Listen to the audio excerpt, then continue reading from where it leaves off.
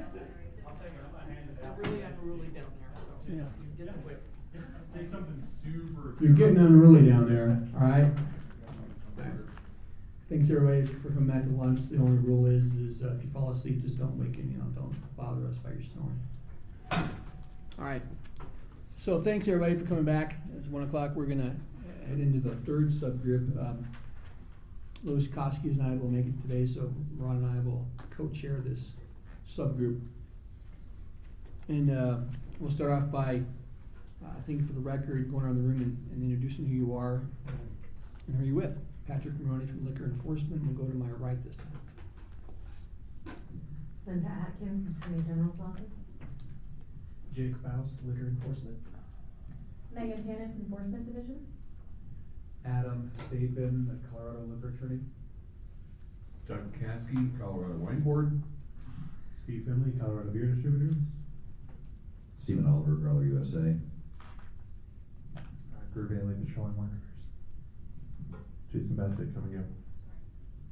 Lacey Artist, Colorado Restaurant Association. Thomas Conklin, Artists and Associates. Tyler Rudd, Wine Institute. Andrew Lumley, Microphone Mover Rounder. New Belgium Brewery. Brock Erzberg, Wine Institute. Joni Green, Distilled Spirits Council. Kevin Bomber, Municipal League. Laura Long, Craft Beer Colorado. Kevin Delaney, Colorado Brewers Guild. Bruce Yerking, Hazel's Beverage World. Gene McAvoy, Colorado Licensed Beverage Association. Chuck Carlson, liquor store owner, and I'm with the CLBA also. Garen Worthman, Anheuser-Busch. Lisa McCann, consultant, and I'll be writing the final report. Penny Work, Legislative Coordinator, Department of Revenue. Ron Cameras out, Department of Revenue. Sandra Lohman, Liquor Enforcement. So we'll start out, just like we did the other two subgroups, by reading from the bill. It's on the second page of your agenda. The request of the legislature, what this subgroup, or actually the working group as a whole, is supposed to do. And the third one is to examine and make recommendations regarding laws governing tastings conducted on retail premises licensed under Article 47 of this title, and the ability of retail liquor stores licensed under sections 1247, 407 to sell growlers containing malt liquor. That's the two, I guess there's really two things. Tastings and growlers. Tastings in retail liquor stores, it would also pertain to liquor licensed drugstores. And yeah, because you're off premise for Article 47, so. Andrew. May I ask a question? I'm going to ask a question. Okay, yeah, I guess you can. I always, and I'm asking the question because I always get this confused. Sampling and tasting. I know they're different. I know one means one thing and one means the other thing, but can you help me with, in this context, what we're talking about with tasting? Sure. It is unfortunate the word tasting is used in more than one context throughout the statute. In this specific area, it's actually a very detailed, specific language found under 1247, 301, subsection 10. And it talks about a retail liquor store or a liquor licensed drugstore has the ability to have on-premise consumption of products during a tasting. There are several different kind of parameters. You have to have it approved by your local licensing authority to be able even to do that. So if you're in a liquor store or a liquor licensed drugstore whose local licensing authority is not permitted, you can't do it. And there's certain parameters put on the number of days in the week, number of hours in the day, sample size. That all is governs those type of tastings. Unfortunately, the word tastings, and which actually has a definition under the statute, refers to what I'm talking about. But then they use the word tastings under the manufacturer and limited winery license and distilled spirits license part. But they shall conduct tastings and sales of their products on their premises. that's not, that tasting does not refer to this. Sampling, the language of sampling is found under the rules. Usually when you're sampling consumers at an on-premises location, or sampling a retailer to get your product into their store, whether it's on or off. So the word sampling is definitely different than tastings. But for this specific, it's what's found in the definition under 1247-103 and 1247-301 subsection 10. Does that help at all? And I'm not sure why they use those words differently in the statute, but I they're always confusing confuse people. sampling and tasting. And that's why us as a division in the last year, you've probably noticed, we refrain from calling those rooms tasting rooms, because we're calling them manufacturer sales rooms. In our rules or regulations, we don't call it tastings anymore. It's manufacturer sales rooms. For those sales rooms for distilleries, wineries, limited wineries, wholesale beer, those are sales rooms. Because we're trying to get away from that word tasting as much as we can. Because it is confusing. So, I do understand that some of you, if not all of you, have had meetings outside of this to try to discuss and get some of this stuff done beforehand. So really, we'll start out by doing tastings, since that's first on the list from the bill.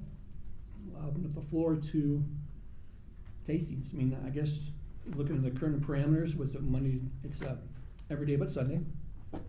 4 hours a day, I think it is. 104 a year. It's 5 hours a day. 5 days? It's 5 hours a day, 4 days a week. 4 days a week. But they could be anywhere, and those 4 days could make up Monday through Saturday. Yep. So Sundays are excluded. Yep. It's 104 per year, I think it is. Yep. And then the number of servings per customer is 4. And it's limited to, what, half an ounce of beer? No, half an ounce of spirits. Half ounce spirits. Wine and beer is an ounce. Wine, beer is an ounce. So that's the current law now. So, who wants to go first? Bruce? Just from a retailer perspective, I think there's a public policy here that we don't become bars and it doesn't become cocktail hour. And from my perspective, none of us want that anyway. However, there are some of the rules that exist now are, from our perspective, kind of unnecessarily ticky-tacky and maybe not very intuitive. And we have to put an awful lot of energy into compliance of some things where it seems like there's no public policy behind the rule. So when we were working on 197 and talking with Senator Stedman, it was clear we couldn't fix all of those things in a statutory context, but I think the legislators, when we explained some of the rules we live by, they thought they all seemed kind of over the top. And so, from my perspective, our goal would be to try to have a set of rules that's pretty easy to follow, pretty straightforward, relatively intuitive, serves the public policies that are there, but otherwise kind of lets us do our business and promote products and do the right things. We could get into some of the specifics. The one other thing we can't do currently that liquor stores can do in a lot of other states is education. And the reason why we can't do education is 4 1-ounce pours just isn't really gonna work if you're trying to teach someone about a particular type of wine or something. So I'd like to at least include in the conversation the possibility of allowing a type of a tasting that would be more of an educational thing, a class per se, that maybe even we could charge for, like is done in stores in other states. And I just want to make sure semantic wise we're using the right words. I know you're saying the word rule, but we're not talking about rules, we're talking about laws. Because I understand. I just want to make sure we're clear, everybody understand that, because we don't do anything by rule for tastings, it's all done by law. So I want to make sure it's clear, everybody's clear on that. I mean, what if someone might start giving recommendations? I mean, where do we want to go from this? From a public policy standpoint, from a retail standpoint? I mean, what are some of the nuts and bolts? I would like a little bit more time to reach out to some additional members to find out some of their concerns along with what I've already done. And we had a fun day yesterday for those who were able to make it. We did an actual tasting. I wanna thank Doug Caskey. He showed us what they do at wineries. We had the Tavern League show us how they introduce new products at an on-premise facility. We, and then yours truly did a liquor store type tasting. I didn't charge anybody.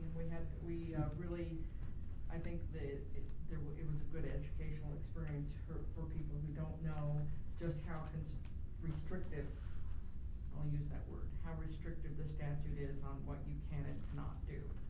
And there are some ambiguities in the statute that might need some clarity. And I think give you an example of one of the real problems is if you are a significant size store and you have a very large tasting event, the law says that your customers should not take a sample out. They can't leave the premises with a sample. It does happen because you can't watch all the people all the time. So maybe some reasonableness to that, like knowingly let somebody leave, but you can't watch 150 people and make sure somebody doesn't stick one in their purse and take off. Or just walk out with it. I mean, people do things that they're not supposed to do. So those are just one of the things that I was looking at. The other thing that we wanted to think about, we talked about this at one of the working group meetings, not of Senate Bill 197, but it has to be your employee who has been trained, responsible vendor training, that does the pouring. And there are times when we might want to hire an agent, and they talk about agent language in the statute, but you don't allow agents to pour. So I'm thinking about whether it's an employee or a contract employee. Does that make sense, what I'm saying? So there are just lots of things that we'd like to look at and maybe offer up some suggestions. Because if maybe the Restaurant Association can tell us, or somebody, is Karen Leak here? I'm here. Are you here? And I think one of the things they talked about is, if you will, the way in which they introduce new products to customers in an on-premise. They have a lot more. There's no prescribed pour. There's no prescribed amount of servings that the customer can have. The product is provided by the supplier, zero invoiced into. No, it's not zero. It's invoiced and then credited. Invoiced and credited. It's not zero invoice. Okay. It's same So effect, but. Same effect. Same effect. And then they also have the ability to do what they call a distributor, what they call it, a spend? Limited bar spend. A limited bar spend, where the representative of the product buys several drinks, whatever. They have a limit, they say, but it's not prescribed limit in statute. So they have a lot of, and they can do it as many days as they want. They can do it at whatever hours the establishment is open. So we're trying to see if we can't get some balance there between how we introduce products to the on-premise and introduce products at the off-premise.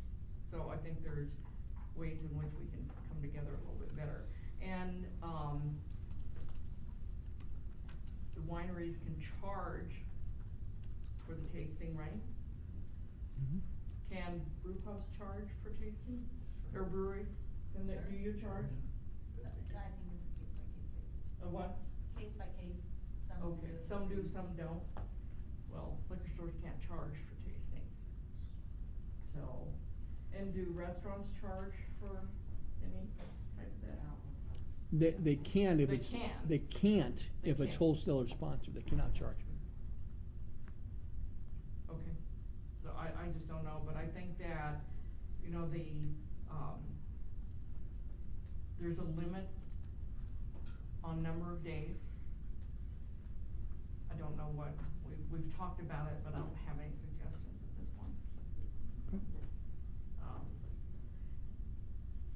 It's a local jurisdiction decision, right? What is? Whether tasting is allowed or not. Yes. Kevin. So, I remember way back when this got on the books after getting vetoed by Governor DUI? .08. It was a very good bill. It was a very good bill. There was parts of it everyone loved and parts of it everyone hated, which is why it passed, so it was the trifecta in 2004, 3, somewhere. 4. Wasn't part of a DUI bill too? It was .08, Yeah. Cork and Go and this. It was added to the .08 bill. Right. And, so, there was a lot of discussion and negotiation that went into all of the language original, which I think is why it really hasn't been touched since then. So when it came up last year, since a lot of it has to do with first and foremost local opt-in, which was a concession from Steve, and Discus, back then because the veto bill had an opt-out, but the idea was is that those who wanted to conduct tastings could spend some time, talking to the licensing authorities and elected officials, convincing them that it wasn't gonna turn into a drunk fest and people, doing all the things that, Matt said were gonna be done if we allowed tastings in retail liquor stores. So it was, for that period of time, it was pretty significant legislation, considering that there was gonna be on-premise consumption allowed at retail liquor stores. And all the, on-premise, trade associations at the time, who had fought like hell previous to that, acceded to that because it was very narrow, and it didn't have, retail liquor stores competing directly with their members. So with that all as a background, the first part was, first of all, the local licensing authority, or the governing body rather, had to opt in, through an ordinance or resolution. And it took a little bit of time, but they all started doing it a lot of them started doing it fairly quickly. The other significant, factor in that opt-in ordinance is that the local government can be more restrictive on any of the factors, days, hours of operation, et cetera. And I don't know how many are. I used to track that for a while. Some may be, that one has always been non-negotiable, because we got it in there, and by God, we're gonna keep it in there. But, it did make sense, because when we were talking about this earlier this year, that when we're talking about the number of days per week, or the hours, or the total number of days per year, the reference point in 2016 may be a little bit different than it was in 2004. And the reason Sundays aren't mentioned in there is because liquor stores weren't open on Sundays back then. So that has obviously changed. So it seems like there could be some, from my perspective, some modernization, without, blowing the whole thing wide open. Because I think if it's something one tries to do the latter, it probably won't go very far. And Patrick, there was one important thing that I forgot that we wanted to at least have a discussion about. At the end of your tasting, if you have product left over, you either pour it out or remove it from the premises. And it does, for a lot of small stores, they don't taste high-end products for that reason. Because you're not going to, you can only take home so many high-end scotches, and you sure hell ain't gonna dump it out. So, if there is the possibility for a locked area where you could retain what's left and use it for your next tasting. We wouldn't do it for beer, I don't want the beer guys jumping out the window. But, possibly for wine and spirits to allow that to be used again. Okay. It's, especially for us, I mean, we taste Fridays and Saturdays, and so, we stop Friday evening, we're gonna start again Saturday at 1, and the thought that 2/3 full bottle has to be dumped, it's just wasteful. I think that's one of those rules, it's hard to see what public policy is serving. I know open containering stores is an issue, but I think we gotta be able to craft a rule where it's clearly sealed, it's locked away, it's in a designated area. It seems like we ought to be able to fit that. Another one of the rules that's kinda crazy, and we work really hard with our staff to try to understand it, is if the salesperson is tasting our staff, only the salesperson can touch the bottle and pour, and not the staff member. when we're tasting a customer, those same two people can be there, only my staff person can pour and the salesperson can't. And it's a violation if the salesperson or the winery rep pours at a tasting. I think that's silly, we should take responsibility. I mean, we have an employee carding, making sure everybody's of age, making sure the pourings are right. But if we've got 5 people at the tasting bar and 30 customers, and the winery rep cannot pick up the bottle and give somebody their 1 ounce, I'm not sure what public policy is being served. So Well, those are some of yeah. the laws that I'd like to see adjusted. I can respond, hold on for a second, I can respond to the pouring of, that goes more of a trade practice and value of labor. Yeah, You know, they're so- there anyway talking, so, What's that? they're already there talking about their product, educating the customer, and picking up the bottle and pouring the 1 ounce seems like. Right. I have a hard time believing that's gonna change the marketplace in a negative way. I'm not saying it will or won't, but the whole issue of value of labor is I'm not sure can be solved with this committee necessarily. We've talked about it pretty well at trade practices, which is done by rule. Well, in the And- tastings area, I think we should change that rule. Okay. Can I respond to that? Well, wait, before we go there, I saw Kevin's hand go up first, then Joan. I just wanna make sure that, if something like that were to go forward, that includes accepting responsibility for any Right. violations Yes. that would occur, Yep. sale to minor, Yes. or service to minor, I guess. Absolutely. So, Jean was kind enough, and Doug and some others were kind enough to kind of show how tastings are actually working in various areas right now. Kevin wasn't able to be there, but, I don't have any direction from Discus. He brought up a good point that I was thinking about, the Sunday sales issue, logically. But, I think that CML will have to be part of the discussions, and what made it make some sense instead of taking everybody's time. There's probably a few key players who really care about how this is gonna go, and maybe have those conversations with CML and then some others, just to see if there is a way forward, because I think if they are comfortable with it, I think that, if their enforcement people are comfortable with it, I would assume that you guys will be, because they have so much authority. So maybe that'd be a good place to start, because I don't know how many people have direct ideas as to what to throw out right now. Well, but some of those conversations did happen yesterday, right? Right. Well, it wasn't really a conversation. I mean, it was more like, this is how it works. I mean, I have no direction, and Jean, last night, you still were talking about, these are some things we're thinking about, but not that these are things we really have to have, or this is the right way forward. So I'm just throwing that out to try to Okay. offer. We would agree with Joni, but that's probably the best way to go about this. I can't hear you. We would agree with Joni. That's Okay. the best way to go. The question, and maybe Kevin doesn't have the answer today, but if you could maybe find out, of your members, how many of them do not permit tasting? Out of 272 municipalities, probably most of them, but the ones you care about, probably the ones where you've got more population or your larger numbers.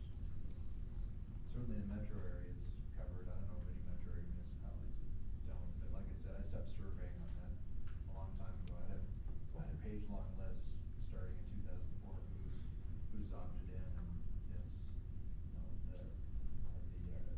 more populated areas, it's probably a pretty short list of who hasn't. Okay. Doug.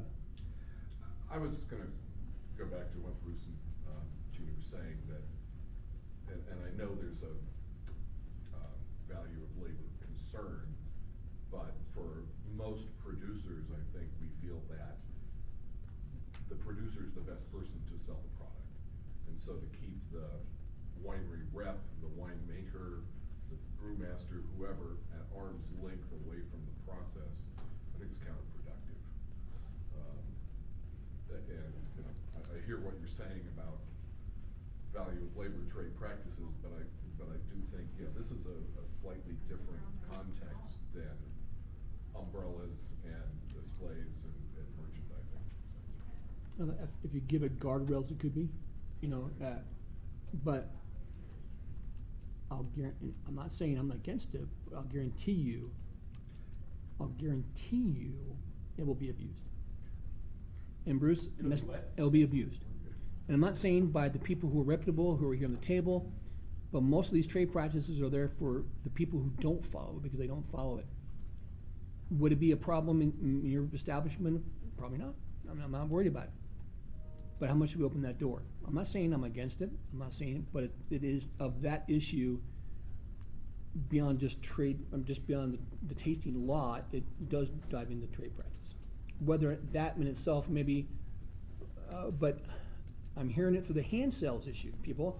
I'm hearing a ton of opposition to hand sales because of potential of abuse of now retailers, and again, those bad retailers, who are going to leverage wholesalers and demand them to do that, or they're not going to carry their product. There's nothing. Well, I demand you to do the pouring, else I'm not going to carry your product. Okay, that's the kind of thing I'm talking about. It's not about they spend an hour and it's worth $10 or $12 or $20 of their time. That's what I'm talking about. It's about the influence that could be opened up. So, when we do these, we do it slowly and carefully, intentionally. That's what I'm talking about. Yeah, but maybe it makes sense to prohibit the behavior that you don't want to have happen and not penalize somebody for an accidental violation. Because in our case, sometimes we don't have anybody there and it's just our staff, and that's fine. We're not doing it from a labor perspective. But my fear is we have an unintentional liquor violation because the rep who, even though we try to coach them every single time, my employee was busy and they pick up the bottle and pour for a customer and we just had a violation. And did we really do anything wrong? That's my concern, is there are a lot of these gotcha rules where no matter how hard you're trying to do the right thing, you're in trouble for something really incidental that didn't violate any real big public policy. The people come anyway, the wine reps, they're there talking to customers, they're educating them, the salespeople are there anyway. And so in that context, that it really changes things very much if they happen to touch the bottle. Maybe there are some guardrails, like maybe the retailer has to have their employees there too. And they can't just be substituting labor. I mean, I usually have 3 employees, 1 checking IDs and managing all that, and 2 helping people. But still, we have to work really hard to not have the sales rep or the winery reps touch the bottle because they don't know these rules. And so we have education every single week. And I'm sure we've probably had a violation in our store, even though we try so hard to comply. And I'm not saying that's, I would agree to that. At the same time, how many times have you been cited for that? 0 so far. So no one's doing any getcha in this case, right? I mean, But because I can't rely on that, can I? You could come cite me, right? well, yeah, but there's a reasonableness also to it, right? I mean, we have limited resources. Some things we expect them to follow. It's a voluntary compliance issue. That's what we prefer. And when someone happens to do something like that, it's not a gotcha, Bruce. We're not doing a getcha. And I just want to make sure we make that clear, because you're saying we're doing a getcha role, and that's not quite what I think what you're trying to say here. You're saying the way the rules and laws are now, it's pretty simple to violate them with what's going on with the real life. Yeah, I didn't mean to cast aspersions at LED, but I'm just saying the rule is not set up to really prohibit the behavior that you're worried about. And so, I think we ought to make a rule that's focused on, if the fear is a retailer going, hey, nobody tastes in my store unless you provide free labor, yeah, that should be illegal. Right. We should punish people for that. But if, when a Doug's reps is there, clients is there, and they pick up the bottle and make a 1 ounce pour to a person over 21, should that be a violation? I don't think it should. And I think that's a great discussion for maybe this group and the trade practice group, in attempts to open some doors. The division has taken on some ability to try to loosen some of the regulations on trade practice. And I think we see that through the displays and through hand sales this year. I guess we want to make sure we do it with everybody at the table. And know if we do something like that, we gotta thoroughly discuss it. Adam. And to follow up on what Bruce was saying, I don't think you would be the ones down there enforcing that. It'd be a local jurisdiction That's true. enforcing that. And so not to have the same reasonableness the state may have, we have to take that into consideration too, that you're now asking a local jurisdiction that may see it differently than how the state would see the reasonableness of that violation. But under trade, well, trade, no, locals don't do trade practice. No, but it'd still be a violation It of. would be the of tasting, yeah, I understand that. And again, but does that really happen either too? From a Well, local I point of think view. you're based in Lakewood? Boulder. Boulder? Well, I mean, Boulder runs their own stinks, so it's, well, Boulder has the state and Boulder running the stinks. Denver's just Denver, you guys don't run stinks in Denver, do you? Sure, yeah. Do you? And you guys do it. Equal opportunities. You guys do it first time, I mean, I got a warning letter from your office for a staff tasting where the product was not brought from the wholesaler. Okay. So, you know, oops, we shouldn't have done that, but they're really detailed laws that sometimes don't seem to be serving much of a public purpose. I mean, that's very antiquated, you know, liquor is this thing we've gotta be really, you know, strict about, where I think the intent of this, I believe, was to liberalize this within a little more common sense. And so if we can find something that doesn't open up the trade practices, cause I don't want that either, you know, I don't want Right. the new competition we're gonna have to be getting a bunch of free labor from the suppliers. It's not our interest, we just would like it to be a little more common sense. It's really hard to hire a 23-year-old person and get them to understand all these Yeah. rules that are so not common sense. And there I read the recommendation or the request from the legislature, it talks about, you know, tastings conducted on retail premises, licensed under Article 47. So, so that I understand what the desire here, because I'm not sure what the discussions have been. I would assume it does or does not include on premises. No, it does not. Okay, I wanna make sure, because they're not really tasting this, there's consumer sampling, I'll make sure we're clear on that. If, oh, no, I'm not gonna go there. So, okay. And Bruce, I mean, I think there's a great opportunity to possibly loosen some of those up, I'm not against it. And of course, any objection I would have would be public safety, that's about it, you know. If it gets too out of hand, stuff like that, I imagine the locals, but really on this specific issue, I'm looking at Kevin a lot to provide. And you. Right back at you. I'm gonna move out of the line. We can just stare at each other. Yeah. But we'll work together, you know, as far as what that looks like, and you know, true, we don't want it to become an establishment now, we have to provide extra resources and to be concerned of those bad establishments who take advantage of this, and now they got people coming out just snockered. Here's what I don't think is happening. So there's baselines in the statute for number of days, number of days per year, hours, days of the week and all that. But, and this provision that, municipalities or counties can have incorporators, they can be more restrictive than the state. I don't think that's happening. If there are any more restrictive, you know, there might be, for this or that, but.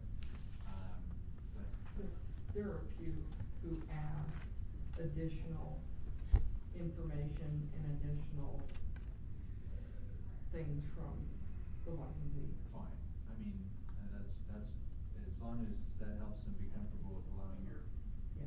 Members to do the tastings, and that's probably not a bad thing, but here's the thing, so if any of those, things that I just mentioned are changed, and they may have to go back in and tweak their ordinances, maybe they won't, but they're probably just gonna go along with it. But, so I think there's some easy, Patrick looked at me skeptically before when I said it the first time, but I think there's some pretty easy changes here that aren't gonna cause a lot of heartburn, because a lot has changed since, in 12 years for sure. I mean, Yeah. that we didn't have near the, number of craft breweries and, you know, that are all over the place now that are doing on, you know, essentially on-premise tastings or service. I mean, it's a whole different world now, so I think that people aren't quite as, clenched as they were back in 2004. And Bruce, you mentioned before, maybe other states do them certain ways, not that we're replicating the states, but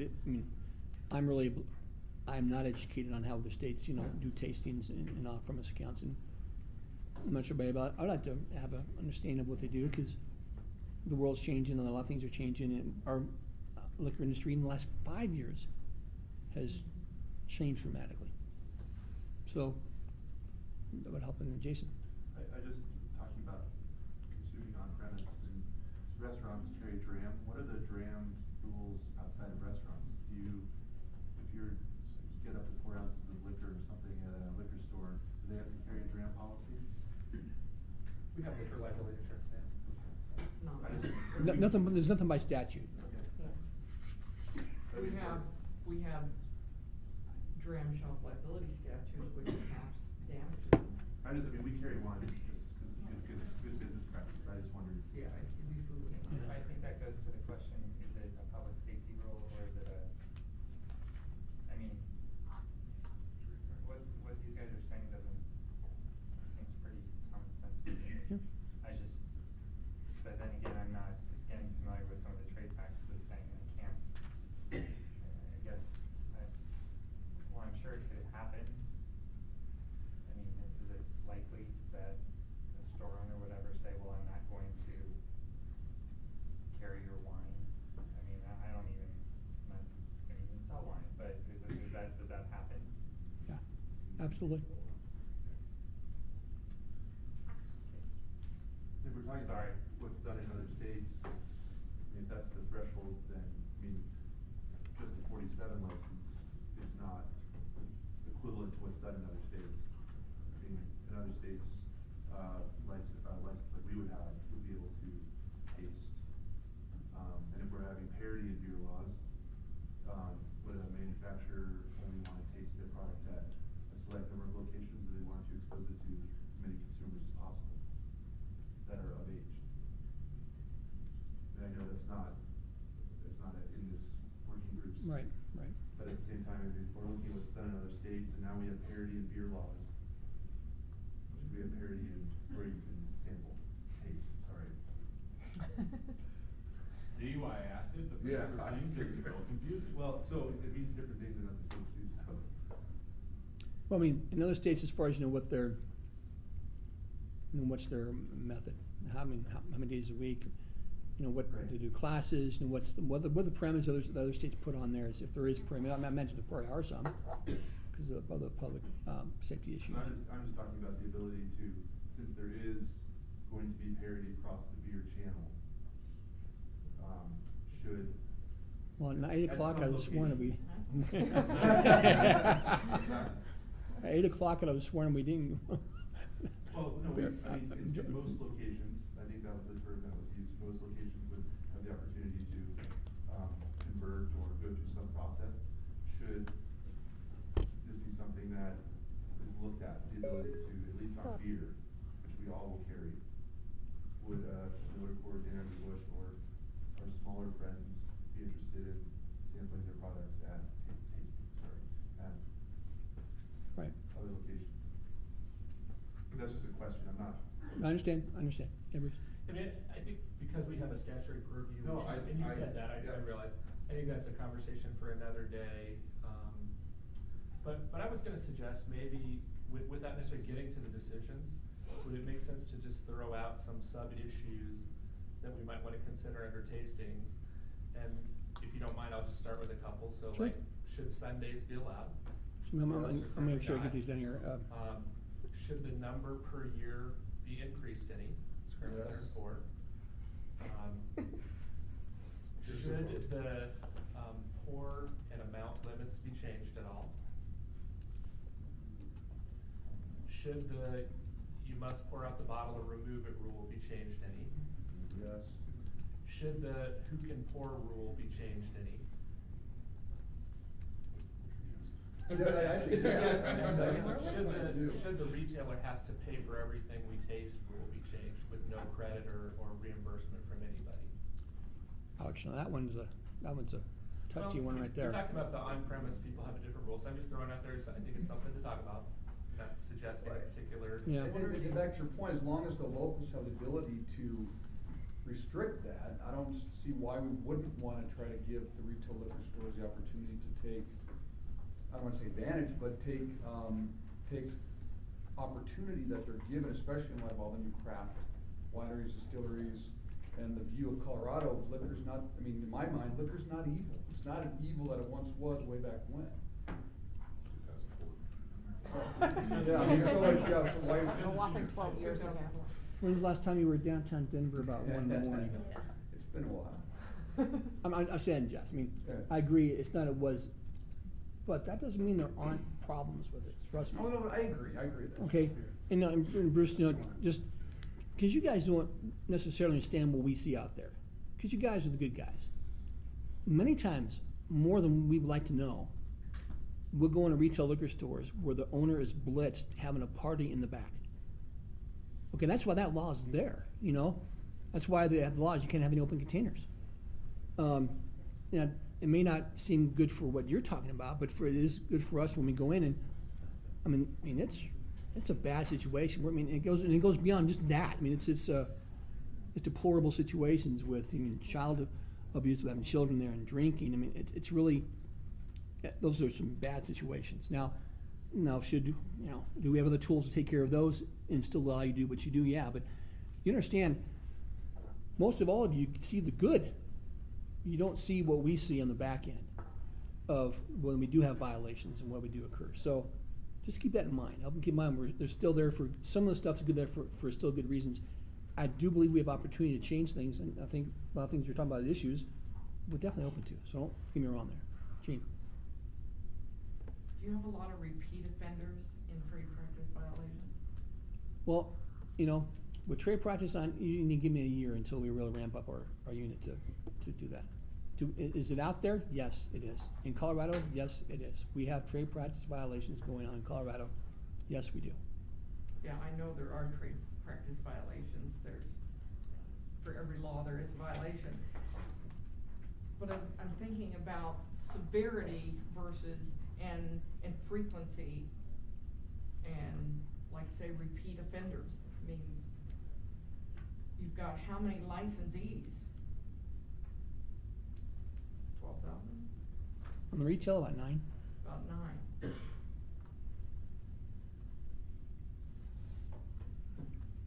I just have to weigh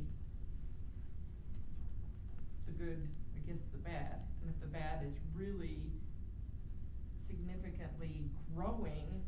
Well, I'd say not, but you understand we have out of 9,000, even a 1% bad is a lot. You know, and 1% is not, it's pretty, if you have 1% of bad apple, that's not too, it's pretty good if you ask me. But if you're on the trade practice violation, say when it comes to the wholesaler and retailer, and there's a trade practice violation, I assume both of them get sanctioned. And are they continuing to violate that same statute or rule? See what I'm saying? You get a speeding ticket once. It's different than if you get a speeding ticket 25 times. Right. By the same jurisdiction. Yeah. So what I'm saying is, it's the level of this and severity of the problem we're trying to fix. And I'm just not, I never get to what's the level of the problem. Well, give us a while to get that. So first of all, I appreciate what you said, and please don't interpret anything I've suggested as wanting to open up the door to make it easier for bad actors or violations to happen. I think we should, as we make any changes, try to be sure that compliance will be, a high level of compliance will be achieved, and that you have the tools to punish bad actors, and that we sure don't want to take that away. I was trying to create a list of things, and I had one left on my list I hadn't gotten to, so I just wanted to throw that in, and then I'll be quiet for a while. I think the education piece should be a whole separate thing that's not necessarily part of the tastings and the limits, because it needs its own set of rules. And I think it would be a subset of tastings, but I'd like to throw it out there for conversation, because I think we could do it in a way that would be good for the whole industry and wouldn't step on anybody else's turf, and could be done responsibly, and that would be a good thing for consumers. And help define more about what, I talk about having classes. So exactly. So like if you go to Arizona, they have classrooms in the liquor stores, and like, you can sign up for a class, Introduction to Colorado Craft Beer. And maybe you come 3 Tuesdays for 2 hours in the evening, and we, have people come in and teach about the history and the brewing process, and you sample and questions, and They do it at the wine guild down in Denver, you know, and I don't know what their license is, but you can take those kind of classes and learn and Right. actually get certified. But in a liquor store, it would be a miniature kind of consumer version of that, just as a way to learn about the products and, promote interest. And if I'm hearing you right, the reason why it's difficult to do that is because of the number of days you're running into the number, because you can do that as long as the other stuff's not, I mean, you can do classes. Well, 4 1-ounce pours probably wouldn't work. Okay. We can't charge for it, they do, I mean, we probably have to charge for it, cause it's pretty intensive amount of labor that would be involved. But it might be, you know, Okay. $25 or something like that, it wouldn't really be a huge profit center, but something so that you also just didn't have people that wanted free drinks showing up. Okay. Wouldn't that qualify under the 20%? But I guess Non-alcohol? it could, I mean, the 20, but, It would be serving but, alcohol. No, but without the alcohol component, assuming you did it yeah, during without tasting. without the alcohol component, you still could do it longer than 20%, yeah. But I think we need to get away from the out from under the number of tastings limit, or else we have to increase that. And we have to get away from the number of pours in that setting, and maybe it has to be controlled different, you know, like a tasting, we're kinda open to the public, as long as you're 21 and you show up, and you can sign our book and you get a card and you can do your thing. This would be you pre-register, it would be, you know, 8, 10, 12 people at a time, Yeah. more controlled environment. We might take them to a conference room or something like that. Yeah, I mean, that seems reasonable. So if, I'm gonna give you right, I wrote down the ones you mentioned. Sundays, number per year, pour amounts, limit change possibly. The removal law, drain or remove. The labor law, as far as who to pour. The ability for the retailers possibly have the wholesalers pay for it. And education. Was there anything else? That was it, thank you. Mm-hmm. How does cause I'm thinking going down this similar road, when, on-premise have to put up the sign that please don't remove, if you remove this alcohol beverage from this establishment, what does it say? Then the consumer is liable, I'd say, well, probably. So if the tasting statute says that you're liable if, I mean, you can be sanctioned if a customer leaves your liquor store with a sample Mm-hmm. of tasting. What if there was a similar, the signage and then the monkey's on the consumer's back? Right, when the majority of the monkeys and the consumers back, there's still a provision there, like if you knowingly let it happen. That's the distinction, because the statute says that the licensee shall prohibit someone from leaving. So if they're allowing someone to leave, and then obviously have to be shown that. Right. Then they're, But- otherwise it's the person who walks out. Right, I'm not against having some similar to that, I'm not against, I mean, I Just think trying it to would, figure out how we can- it would make sense to do that, I mean, because we understand you can't be everywhere at once. We're looking for those people who are just like, go ahead, you know, that's the kind of thing, you know, the Yeah. ones that were, Right, right. you know, we don't wanna punish someone just because,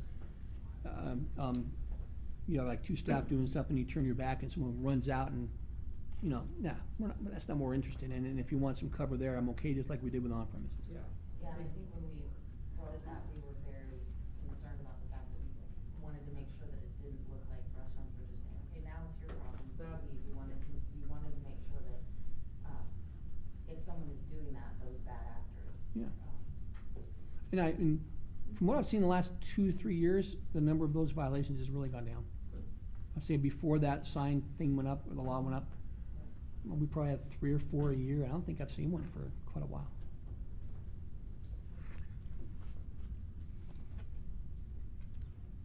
I think that's all that I recall from yesterday. Patrick? Kara? Before you guys are, it sounds like you guys are getting ready to close off that part of the subject, but, the Korean retailers, one of the big things that they've talked about to me is trying to get, allowance for, the manufacturers to come in for their own product. We've got a lot of language barrier in trying to, do those tastings, and, can't answer questions and have a little bit of difficulty, so they would really appreciate the opportunity to have somebody who is a subject matter expert, be the one, to do those, because they shy away from them, because they can't understand all of the conversation back and forth. They've asked me to put that one in. Thank you. Now, the whole idea about the labor of pouring, you know, I'm open to having that discussion. I think we need to have that with everybody, on board, especially specifically the wholesalers. Cause I mean, you're the ones that are the ones that, have potential, exposure there. So I'll make sure that,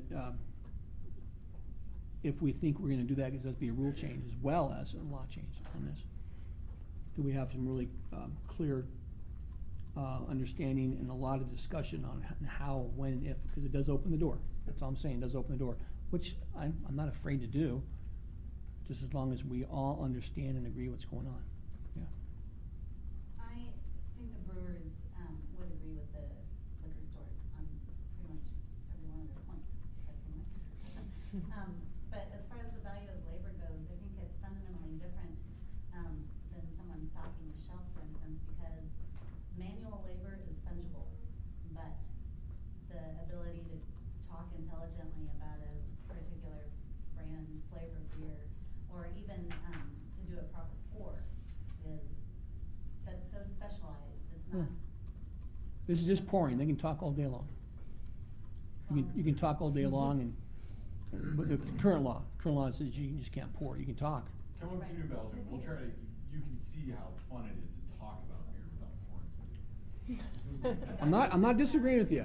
Yeah, the customer experience. Yeah. We don't want it to reflect poorly on New Belgium if he's just standing there like looking at you dying of thirst. Come on, pour me a beer, okay. Which Kevin? I think we're all on the same page as the. What? When it gets to people pitching different ideas for the number of total days per year, the number in the statute is 104, which is, so the statute says any 4 of 6 days, because Sundays weren't allowed when the statute passed, any 4 days of the week, and if you multiply that by 52, that was 208, so that was divided in half, and that's how you get 104. That's how magical it was. I thought it was 2 per week. What's that, huh? I thought it was 2 per week. It's 2 per week based on that, but it could be, you could have up to 4 per week, and then not have any the next week, and then 4 the next week, so that's how it works out. Also, Exactly. Sounds like a liquor fiscal note. There's literally no magic to that. Doug? I think it's important to remember there's a natural limitation to this, because a retailer's not gonna wanna do this 7 days a week for 12 hours a day. It's not practical, it's not, there's no Right. return on investment. I mean, probably 2 days a week is the typical number, and maybe 3 occasionally. Maybe the big stores, like, the Total Bevs and all that, they made, from 5 to, 7 is the limit, but let's say it was later than that, 5 to 8 every evening could probably get good turnaround on their product, I don't know. And if you allow wholesalers to pay for it, then. Well, I mean, it's a finely woven tapestry here, but All I do liquor think code is. from all sides, there's a natural boundary that nobody's, Bruce doesn't wanna be a bar, and that's not his business, so. Right. Yeah, I think there's just a limitation that's gonna naturally occur somewhere. Whether we wanna just take all the caps off, probably not, but. Could you, under your charge of promoting the producer system, could you consider the limitation of 4 days a week?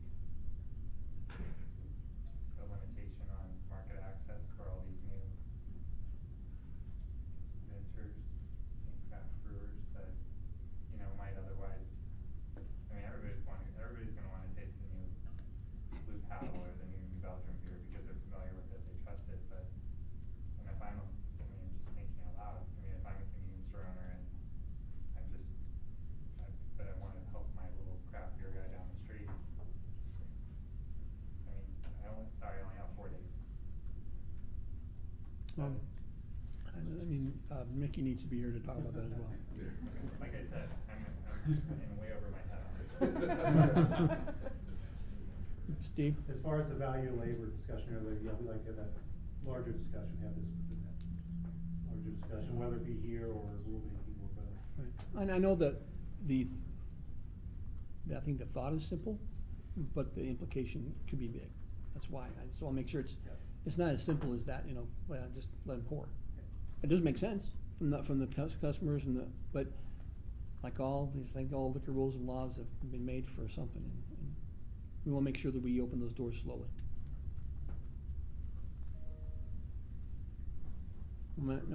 Yeah. Just quick point, from the retailer's perspective, and I'm also on the board of Cards for Safety, which is 22 of the largest stores, including total beverage, other than not Applejack, they can speak for themselves, but we don't want continuous tasting, we're not asking for that.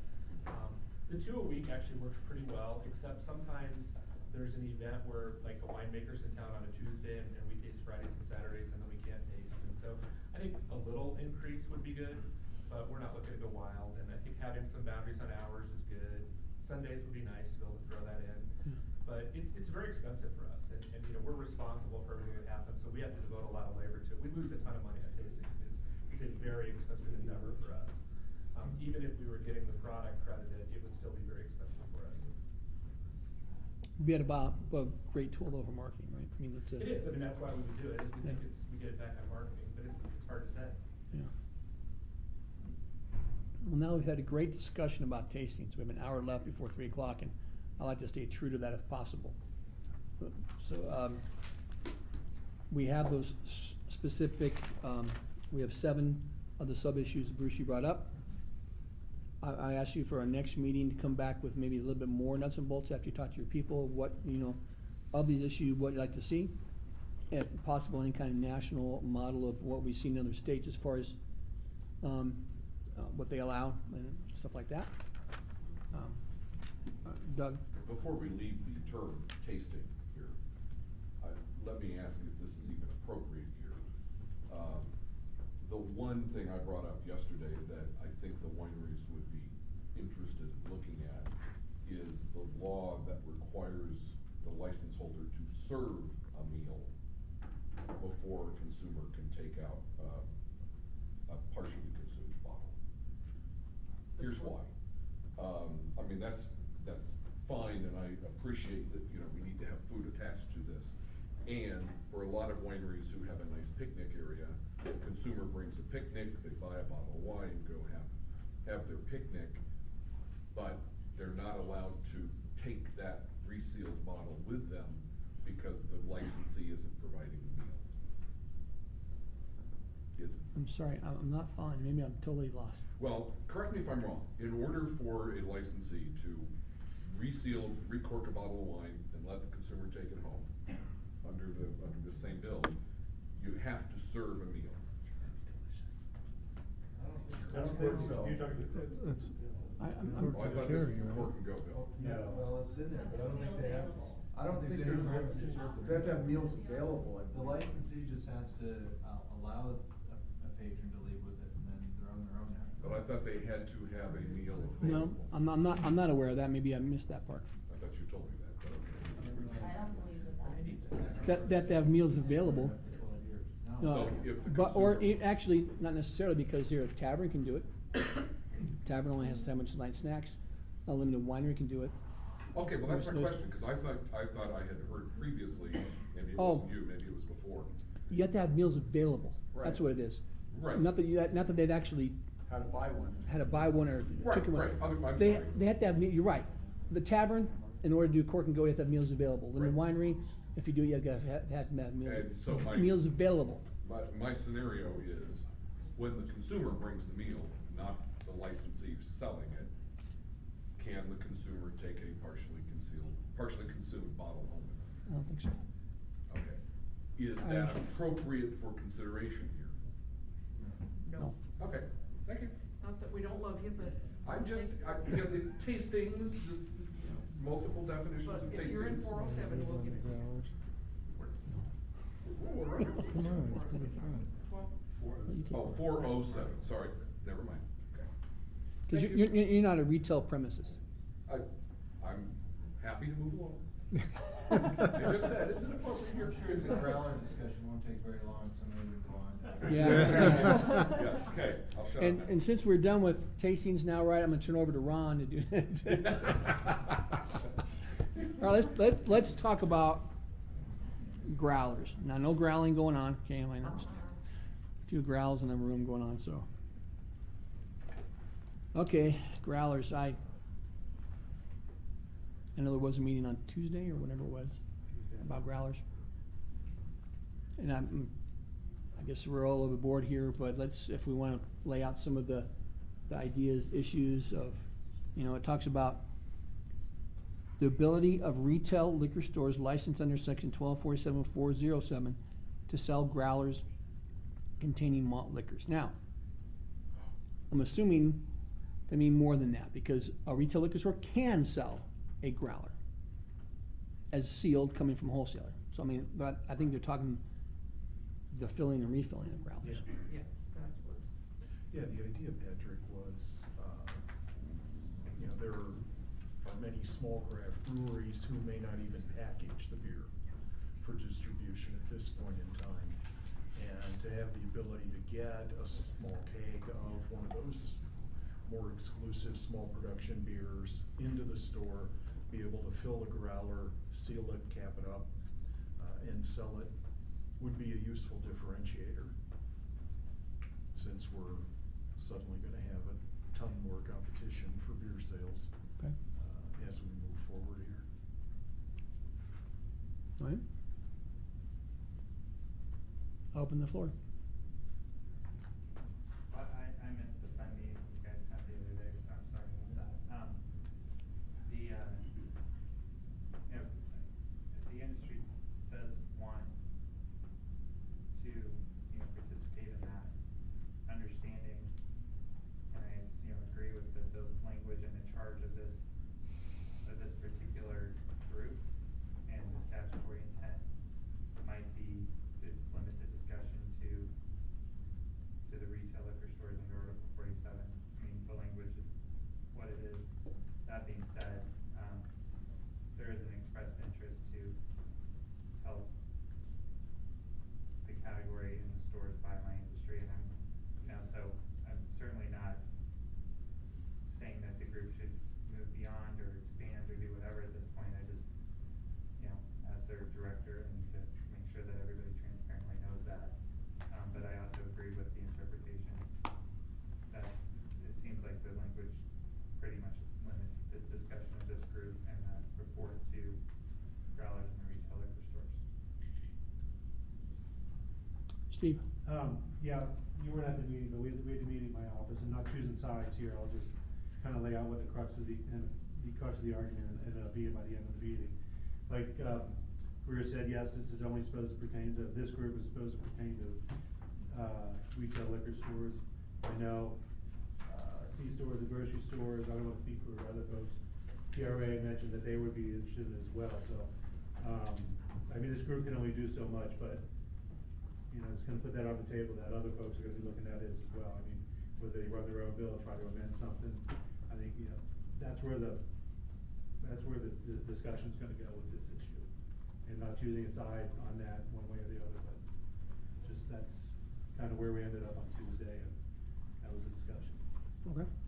And also, there was a lot of, however it comes out, whether just retail liquor stores goes beyond what or whatnot, this is something that's grown around the country, so there's a lot of, Jason was saying, there's a lot of examples around the country that we can draw off of.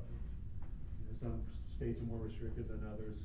I know from the beer wholesalers' point of view, the issue we're concerned about are one, quality of maintaining the quality of product, and who maintains the equipment. Those are kind of our two issues, but kind of the bigger issue that's for the group and the rest of the industry to decide. That was kind of where the discussion went.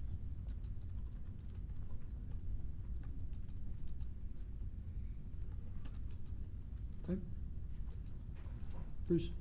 Kind of further on Chuck's point, the context this came up in was that, we were in 197, we were making changes to long existing law that was opening up new paths of competition for retail liquor stores, and for some stores, make them not viable long-term.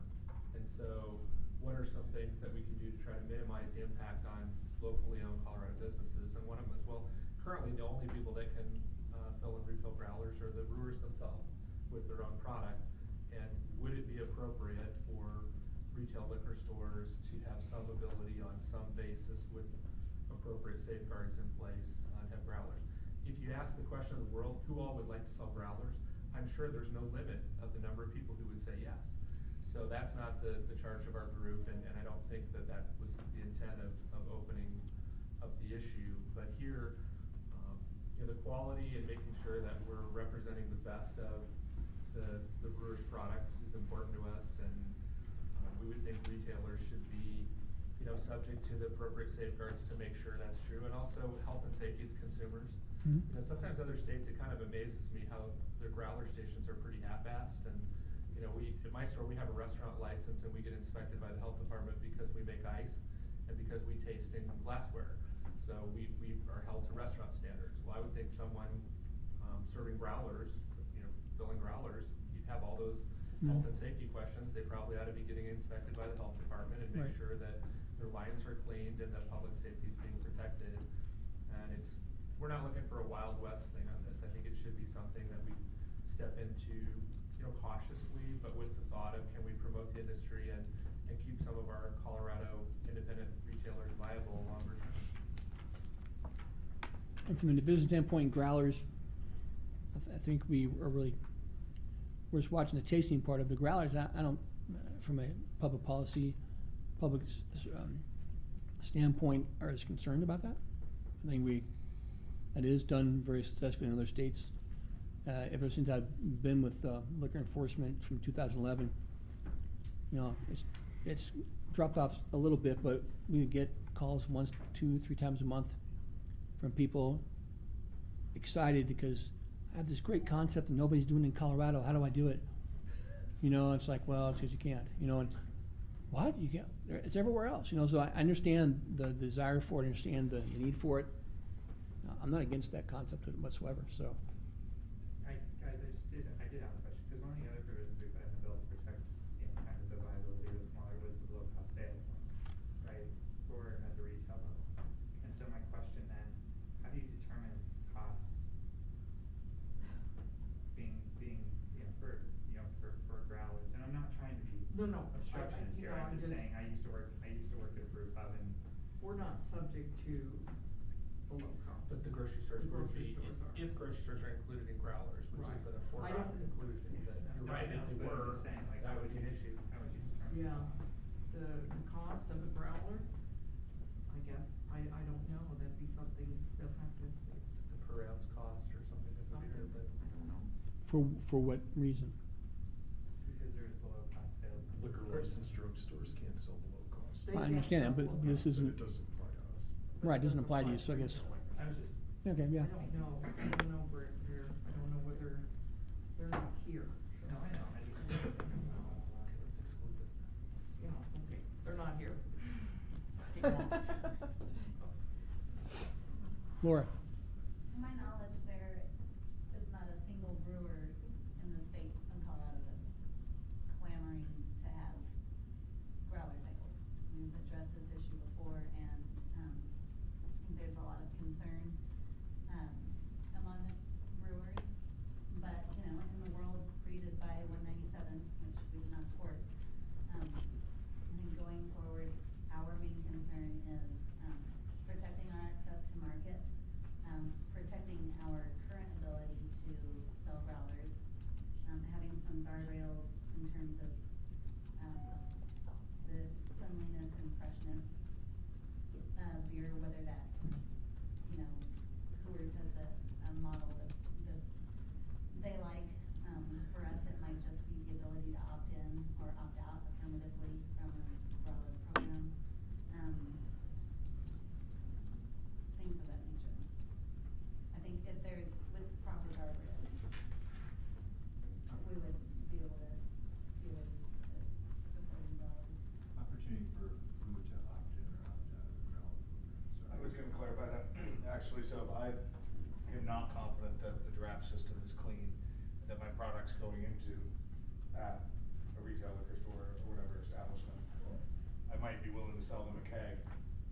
resale, but I might not want them to buy a keg and then put it in a growler that I know is gonna be dirty and misrepresent my product. Or if the beer lines were to be clean, that's what she meant by it. Some way for the brewers to have assurances that I trust Bruce's store and he can fill growlers, but I don't trust that particular store, because I've been in there and I've looked at the lines and they're filthy, and I don't want my beer going through those lines. What, can I ask, what happens now if you have an on-premise retailer who you're very uncomfortable with the way in which those lines are? Then we can choose whether or not to sell them beer. You have that ability?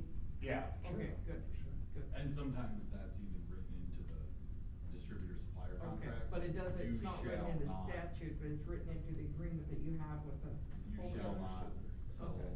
So keg beer to somebody you- who's got a air compressor. Yes. So the difference is, obviously, if an on-premise account is not treating their draft lines correctly, we just don't sell them keg, we only sell them bottles. Right. We don't wanna have to make a determination for an off-premise account that we're not gonna sell you any kegs, because, you know, maybe they're down the street from, you know, what's your college, CSU? From CSU. Somebody will have Personally a keg of, at their So I life know party. we want those kids to have beer. Yeah, that's, I would not call it.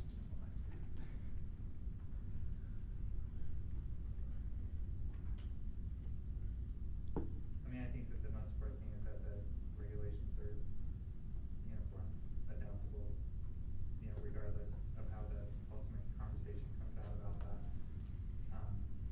That they should be adaptable and be able to be utilized on a cross-industry basis. I mean, I think that's just good parity, so.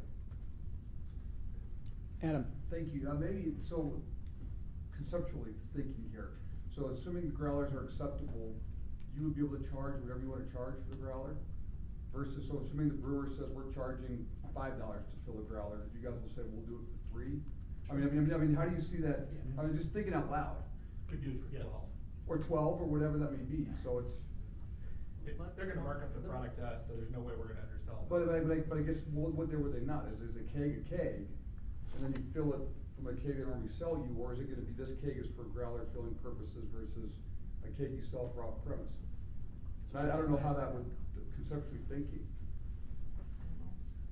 I mean, I think, we haven't really thought about that, and not the cuff is that it seems complicated to start to say what the keg is for.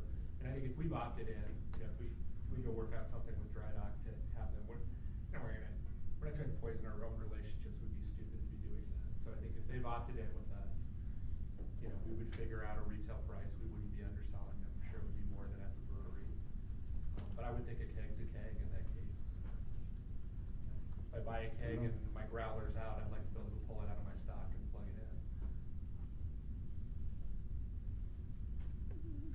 I just No have a objection. question, just logistically for you guys, I mean, in terms of like cleaning the reused ones, do you, the customer brings it in and you fill it, or you require them to turn in one that you clean and you fill a clean one, or how do you do that? Most breweries currently, make it the customer's responsibility to clean it, but we'll do a spot check, and again, in the same vein, we don't wanna put a beer in a bad growler, and so there'll be times where you can just look at it or smell it, and if they haven't cleaned it, we'll say, I'm not putting my beer back in this growler, you'll need to buy another one, and sometimes that upsets them, but in Colorado, we are allowed to have them bring it in and us just to fill it. and You hand it also back to turn them. them in, you sterilize them and clean them and sell them a clean one, or once they're used, you don't ever. Once we're used, it never goes to another person, at least in my brewery. So if you brought one in, I'm never taking that back. I'll fill it for you again, but if somebody came in and wanted a new one, it'll be a brand new one. It's clean.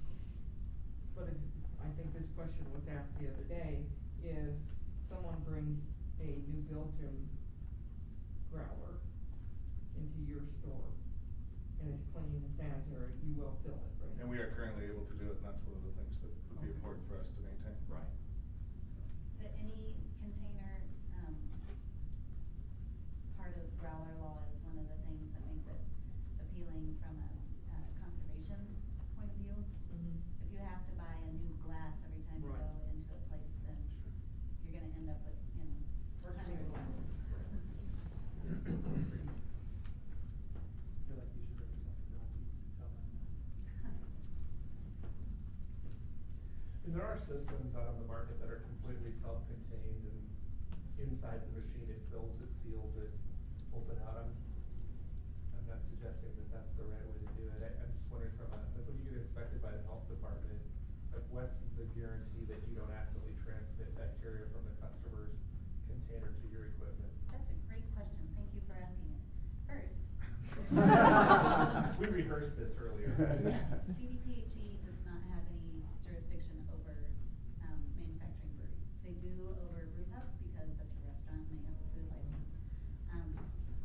Part of the reason is that since before the Middle Ages, I don't think there's been a single case of a foodborne illness from beer. It's antimicrobial and antibacterial. So what you would run into would be not a risk of making somebody sick, but a risk of the beer not tasting good. And, you know, that's 100% of our business, so we're extremely tuned to the quality of the beer coming out of our lines. And it is important to remember that although it's not CDPHE, it is the FDA. So when we got a letter from CDPHE to give to our local health department, I then got a 6-hour inspection from FDA within a couple of weeks. CDPHE said, oh, okay, yeah, you're right. And on Colorado's behalf, the FDA came out, and it was a much more thorough inspection than I had had in the past with our health So department. since we wouldn't be subject to an FDA inspection, what would be the appropriate health department inspection? Probably be CDPHE would do it, Colorado Department of Public Health and Environment. I imagine they would want to get involved. I don't know. My understanding was that, from my limited knowledge, and we've had a lot of discussion with CDPHE over permits, food service licenses, when you need them, when you don't. I've tried to narrow them down. You think liquor code's bad? Okay, and like you mentioned, the ice thing. For years, the division mandated if you made your own ice, you had to have a food service license. That was one of the things on the inspection list. We pushed it. We then recontacted CDPHE, and they were like, well, yes and maybe no. They said you would need one if you were on like a well water. Yes, we need to regulate that because no one's making sure the water you're making to make that ice is clean and sanitary. So yeah, in that case, you would need a food service license. But if you're on a city's water system, you probably don't need one. It's up to the locals to determine. So you think liquor code's, a little slippery? Same thing there. So my understanding is if you're doing kind of preparations like that, you probably would need a food service license, just like you talked about. If you're gonna fill and refill growlers. My understanding lately, sort of separate but related, is CDPHE has taken an interest in wholesale manufacturer establishments, alcohol, not alcohol, and saying there's some kind of licensure they need to do. You guys ever hear about that? Yes.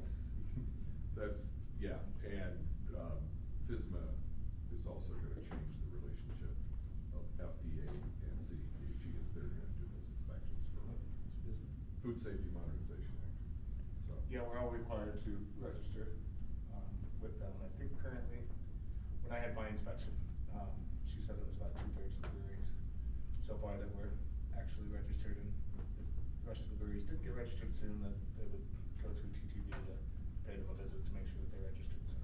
Did they do it directly or did it so like all the health inspection are subcontracted through the counties? Like, so, yes, CDPHE is the governing authority, but essentially they subcontract out the county.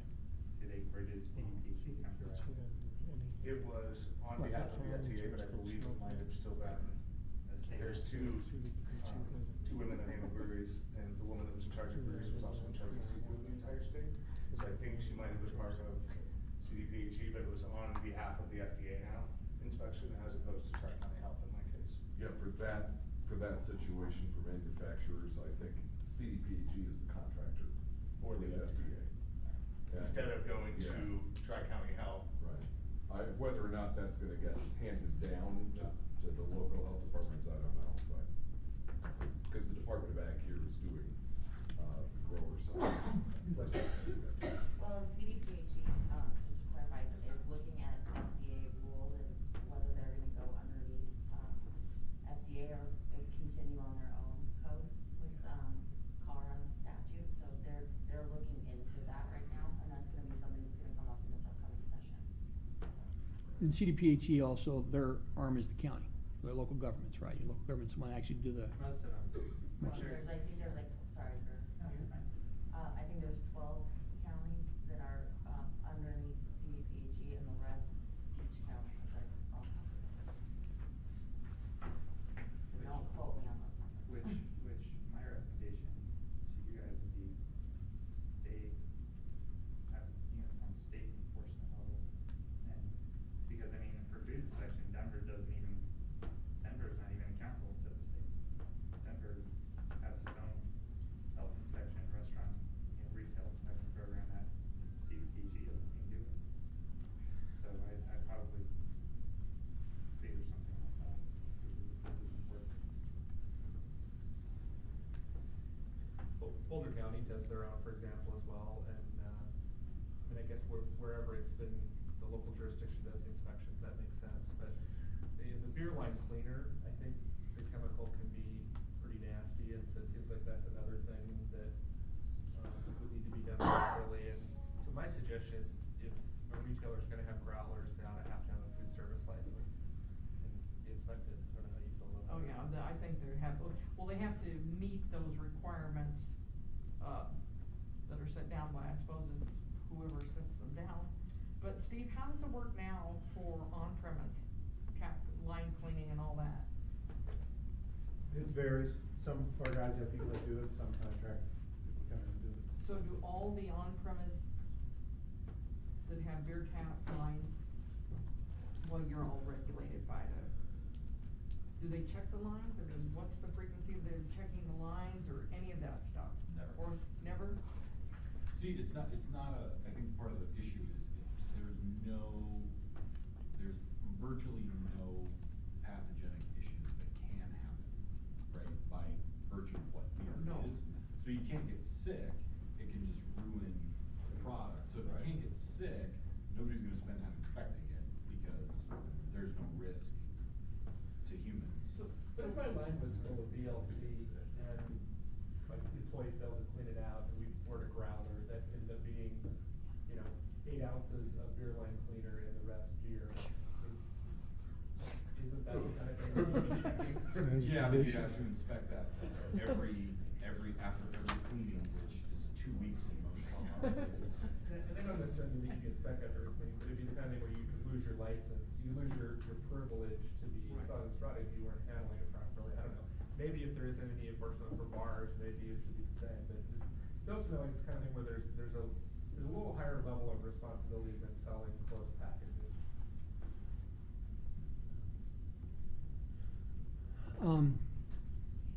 In all the different models you're thinking about, the question I would have would be, who would be responsible for actually doing the filling and refilling? Employees? And in other instances, sometimes they're self-service by the customers, and I would think it should be employees. I don't think it's self-service model. Yeah, self-service makes me a little nervous. Makes me very nervous. But We've already come up with a design, having this little micro straw, going down through. I'm filling my growler. And plus what's keeping someone from filling and running. Yeah, there you go. Take it. Immediately popped in my head, like, ooh, Right. somebody will probably try it. So I think it's a lot easier for employees to do. I think I'd probably run anything if you. I'd prefer that. I think it's pretty risky to have it where the customers could. Right. I don't know why any business would do that. We were just talking about that. There's gonna be so much waste. I mean, cause all they're paying for is the actual volumetric thing, and they don't care how much fun goes out.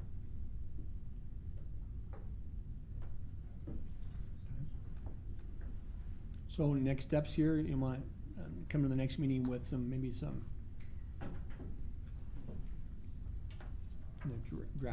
not draft language, but specific recommendations on how this can be done. Would it make sense to identify the same kind of bullet points Sure. that we did for tastings? I'm on game.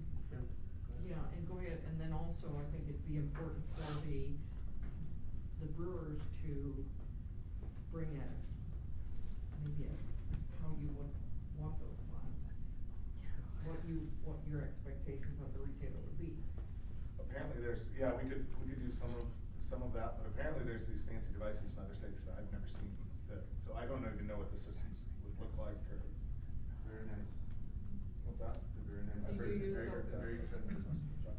Yeah, I don't know if we wanna mandate. Not mandate, but at least some, And here's, go ahead. on the trade practice side, the retailer will need to pay for those. Versus the wholesaler providing those dispensing systems, the retailer will need to pay for those. Absolutely. Oh, absolutely. No Right. leasing. Make sure I we, don't think they should be able to be leased either. what's that? I don't think they should be able to be leased either. You had to say that, didn't you? Lease, well, let me rephrase that. Lease from whom? The wholesaler, I think he's talking about wholesalers. Thank you. Because there might be a situation where the manufacturer has a really good lease program. So lease. from Not whom? of the malt beverage, but Alright, sub-issues, Bruce. Yes, I guess just kind of walking through them, you know, should retail stores be allowed to sell growlers? What kind of, food service licensing, if any, would be required? Or inspections specific to growlers be required? Should, brewer opt-in be a requirement? Help me out here. You know, whether or not they wanna have us sell their product. And purchase of equipment, leasing of equipment. Bruce, just to save us some work, and Jason was talking, there's a lot of other states that have just gone through this. Right. If we all just sample, bring what they have and take a look at this. And who can Just kind of fill look at what growlers everybody else has done. versus the- I would prohibit And see what works for Who us. fills growlers? I mean, we can look, I don't know that we necessarily wanna do what other people have done, but yeah, that'd Yeah, be no, a I data just- point, sure. Yeah, I mean, it's a new program in a lot of states. I understand that they just adopted new legislation, so save ourselves a lot. Do you have a particular state in mind you think's doing it well? It doesn't matter what I think, right? Well, you're part of the group, so yes. Say Missouri. Missouri just started, Iowa's been doing it for a year. They have everything we talked about here, food service license, hand washing sinks, sanitary bottle cleaning, line cleaning, it's all there. Either by code or by rule, so bottle sealing requirements, tamper-proof types of things, which I know is a discussion that some others might wanna have, but it's all there. It does pretty well, I think. Another issue we talked about is who could fill the bottle. Got that? What? Who could fill the bottle, customer and. We have, actually, in Iowa, you have to actually, keep it away from the customer. We have to put up I will say bar, that it's, so they can't reach and touch and, well, beer doesn't have a patent, and hands do, and things like that. Maybe your hands. Right now.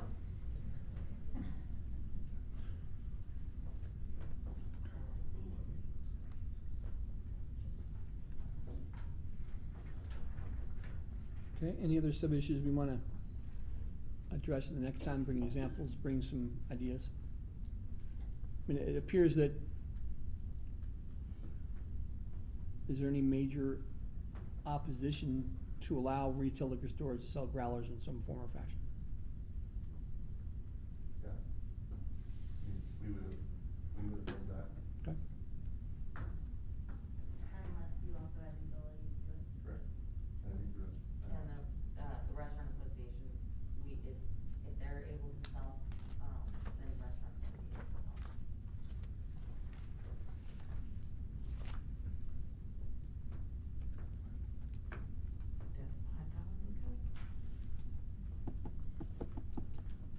There's not a grocery store representative in here, but I assume they'd have the same feeling.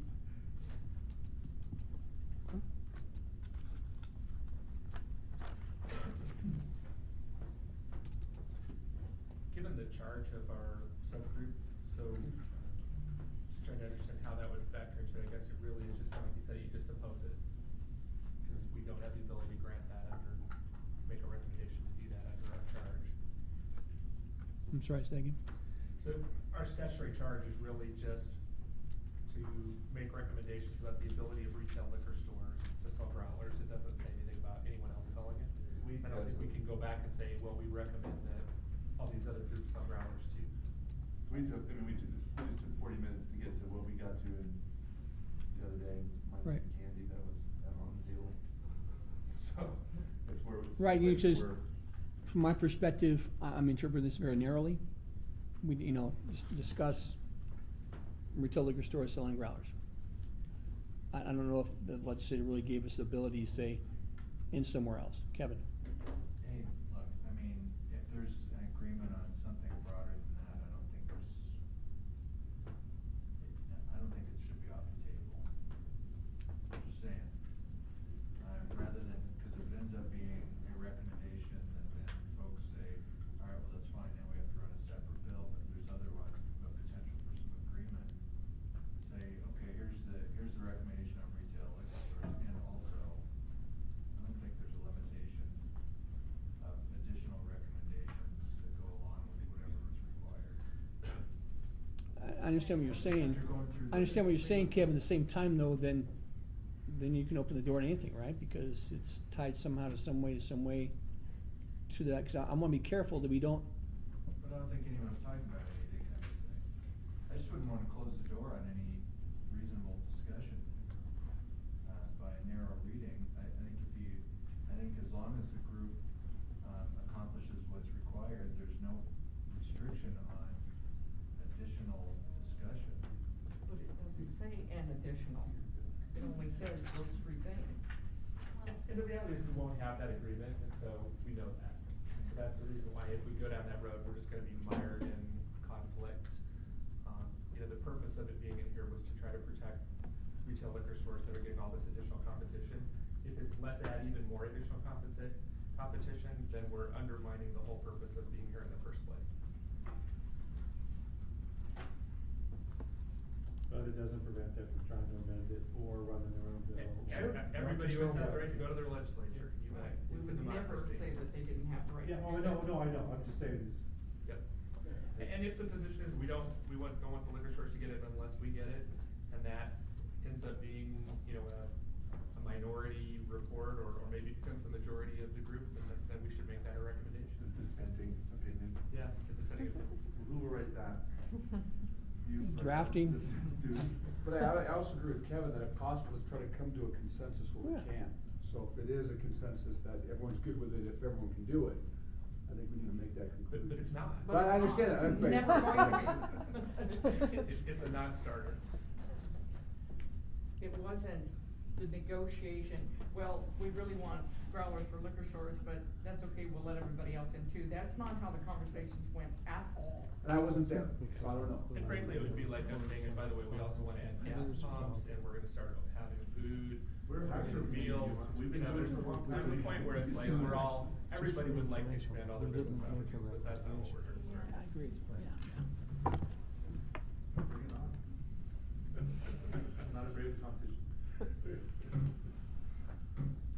Okay. So Patrick, what I hear you saying is, and I think you're the chair of the group, you want this group to focus on the ability or inability, or the recommendation or non-recommendation for 12-407 licensees to fill and sell growlers.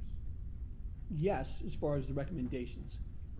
But I think I would be remiss in saying, it's not that we can't say anything about the opposition. I mean, I have no issue with saying, I just make this up. Recommendation of this, subgroup of this working group is to allow retail liquor stores under these parameters. There is a dissenting or majority opposition because they want to be able to do it too, whatever. I think that would be appropriate. It's because we don't want to give this information in vacuum to the legislature of actually what we talked about.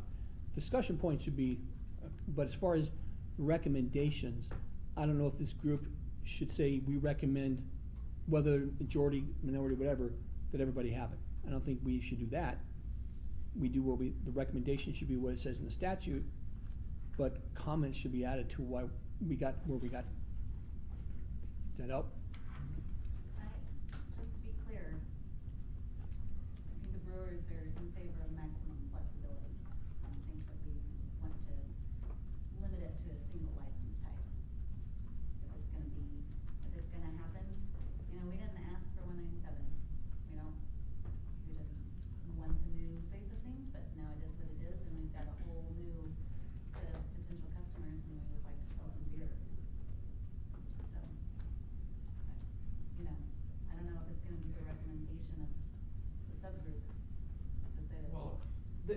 on how you get to the recommendation of the subgroup. Is it every entity has one vote, and then you decide whether the Well, vote carries the recommendation? The recommendation will be coming from the actual working group, who are specific members. Some of you in here are on that, some of you here are not. Well, It would I be- don't even have to take off my shoes to count what the recommendation's gonna be.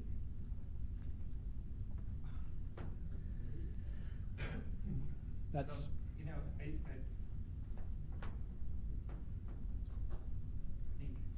might be helpful just to put together best practices sheet on how you would do it. We can forego this discussion for a little bit, and I guess in an effort that everybody can sleep well tonight, let's just say that, you know, if we're gonna read statutory intent and hold everybody's feet to the fire, the effectual provisions in the bill, then let's apply that uniformly, and we can do what we're gonna do. Outside this, there's no reason to draw the department into a fight.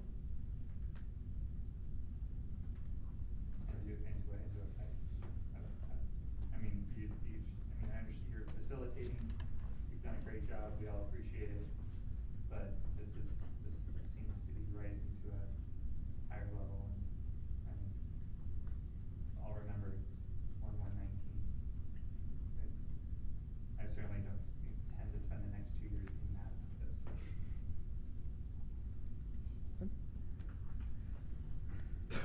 Well, I think just to yours, but I'm not sure anybody asked for 197 exactly. It just sort of became everybody's best alternative to their other options. But it might be that there isn't enough of a consensus in the group that maybe we end up, our recommendation is there was no consensus and we don't recommend anything. And from my perspective, if that's the outcome, yeah, I can imagine worse ones. It's not a huge deal one way or another whether we sell growlers. On the other hand, I mean, it kind of begs this morning's question. You know, we gotta figure out what's happening with beer in Colorado in a couple of years, and if we don't get to some consensus on that, we're kidding ourselves to think there's gonna be consensus on something like this. And frankly, how that shakes out may answer this question anyway. So it might make sense to keep talking a little bit, but this is kind of the tail, not the dog. So I think it's, I just want to jump in. I think really the whole intent of this report is to inform the General Assembly and give them good information. You're right, we may not reach consensus on some of these things, but I think it's important to put both sides of the perspective on there. People that are in favor one way or the other and the reasons behind it. So if you look at, and the reason we have Lisa here is because she helped draft the Amendment 64 Task Force report several years ago. And so I would encourage you all, you can go to the Marijuana Enforcement Division's website, it's out on there, and just kind of look at how it's formatted, because that's how we kind of envisioned that this report should come together. If we can reach consensus, great. We'll put it in there. If we have dissenting opinions, we ought to put them in there, and we ought to really flesh out what the issues are so that the General Assembly can really look at that report and be informed about what the issues are. So, I mean, but I think the whole point of this group is, to the extent possible, we should try to reach consensus if we can. We should try to work through the issues, but if we can't, let's give them both sides of it so that they can make informed decisions based upon it, so. Is that the charge? In the statute, is that the charge?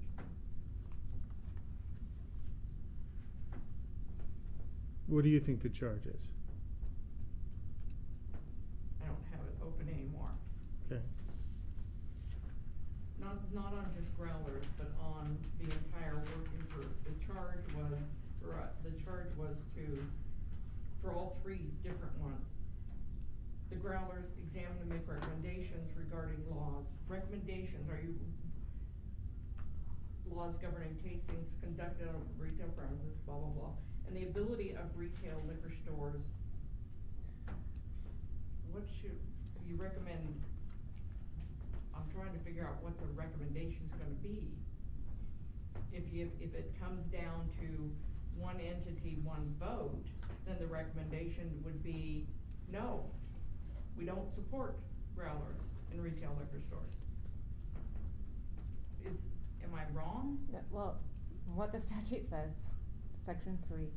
So liquor industry working group shall convene as soon as practicable after the effective date, but no later than August 1st, 2016, and by January 1, 2018, shall report its findings and recommendations for an implementation process, including any legislative or administrative recommendations to the Senate Business, Labor and Technology Committee and the House of Representatives Business Affairs and Labor Committee, or their successor committees.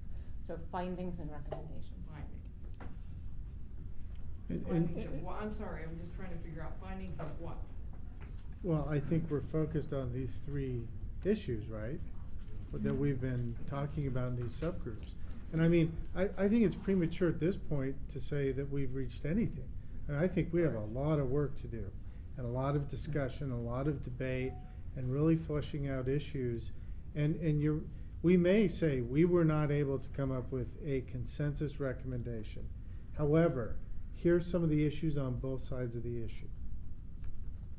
I think we want to make this as inclusive a report as possible to give the General Assembly enough information to make thoughtful decisions. And I think that's the spirit in which they directed us to do this. And again, I think we need to try as hard as we can to reach some consensus and recommendations. And I know that's not going to be easy. But if we can't, then I think we need to present both sides of the issue to them so they understand what the issue What is. if the recommendation goes completely counter to, let's just say for sake of discussion, and I think go back to how you get to that recommendation, if the recommendation comes from a vote, then the recommendation will be for growlers in all retail licensed establishments. That's what it'll come up with. Well, but I think given the direction they did give us some specific direction, and they talk here about retail licensed premises. So, under Article 47. So I think they've given us some narrowly construed areas, but I think it's okay to say, this is the recommendation. We didn't develop consensus on it. We didn't develop consensus on it because there were some representatives from other license types that believe that it should be across the board, that everybody should have access to it. Jump in. Just respectfully, I don't believe that we could, under our statutory charge, make a recommendation outside of the charge. But I think, to your point, if we said a majority did not support the recommendation for the reasons that they wanted to be able to sell growlers to, and they didn't want retail liquor stores to have something they didn't get, that could be a finding. But could we say, we recommend that growlers be allowed everywhere? I don't believe we have the authority under our charge to do that. I agree with you. I don't think that would be the recommendation. I think if anything, if we can't come to a consensus on the narrowly construed language in the statute, that we have no recommendation, but here are our findings. Here's this side of it, here's the opposing side of it, and that's something for the legislature to reconcile. And I would agree. I mean, the recommendation, it's dependent on what recommendation and findings. The recommendation is, yes, they should have it. Say, but here's a dissenting voice within the group. No, they shouldn't have it. Here's it's like Ron said, it's being transparent of what this working group is doing, and not and painting the exact picture of what we talked about, so the legislature can get a report that knows all the issues. But you're right. I don't think the working group could say we recommend restaurants to be able to have growlers. I agree to that. I saw some other hands up. No?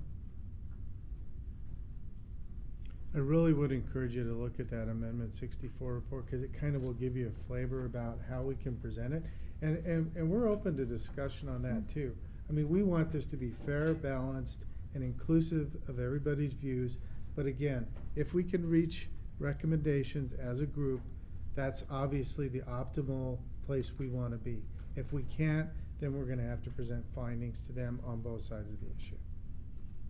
I think that's just the reality of where we're at.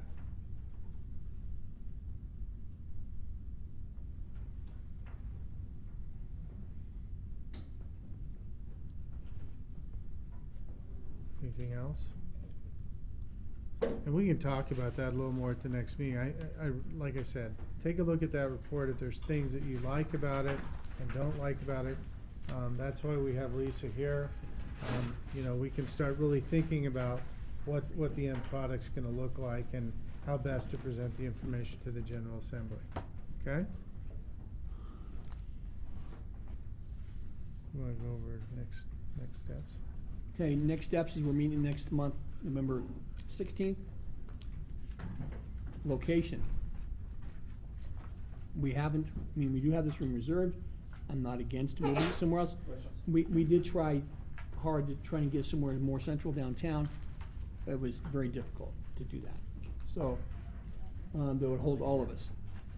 I'm open to other places. I'm not, married to this place, even though it's a nice facility. Thank you, Doug, for hosting us. I think it's a really nice facility. Are you sure this is a state building? Oh, never mind. So. I told you, we have a fourth of it, it's available for another 6 months. This is just like LED, isn't it?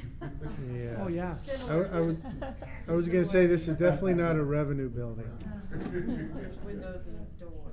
So, the next step is please, we talked about those different points on both the growlers and the tastings. Come prepared to discuss some of those points. And again, think about scheduling for next year. I really wanna spend a little bit of time next month, so we don't wait till December to talk about it. Think about what the best days of the week would be for meetings starting in January, cause we can't forego them, so. And I'm guessing Fridays, but I could be totally wrong, but I don't see any other way around not doing it on Fridays. And so I can accuse you of setting meetings on Friday too, instead of you accusing me. I'd be glad to do that and turn the tables here a little bit, but it'd be, so that's, please think about that so we can discuss that in the next meeting. Okay?